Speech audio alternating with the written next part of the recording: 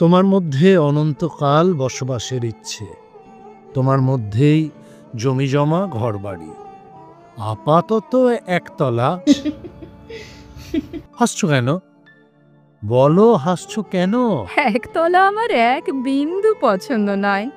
সকাল সন্ধে চাঁদের সঙ্গে গপ্পগুজব হবে, তেমন উঁচু না হলে আবার বাড়ি নাকি? আচ্ছা, তাই হবে।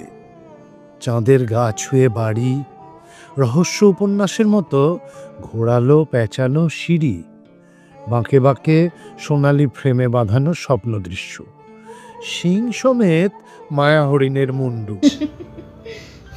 হাসছো কেন? বলো, হাসছো কেন? কাটা হরিণ দেওয়ালে ঝুলবে অসহ্য।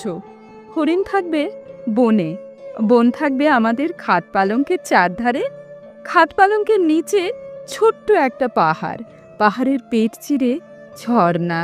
আচ্ছা, তাই হবে।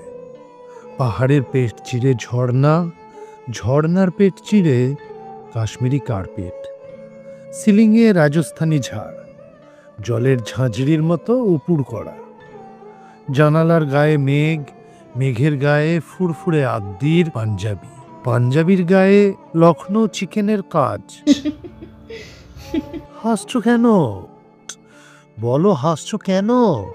মেঘ রোজ রোজ পাঞ্জাবি পরবে কেন? এক একদিন পরবে বালুচরির শাড়ি কিংবা খাটাওয়ের পাতলা প্রিন্ট, মাথায় বাগান খোপা, খোপায় হীরের প্রজাপতি।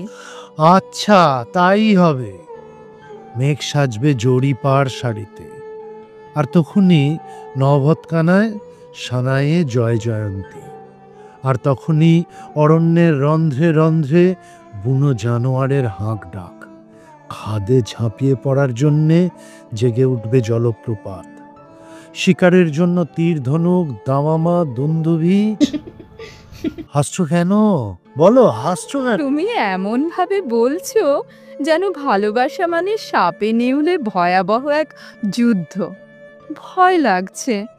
অন্য গল্প বলো।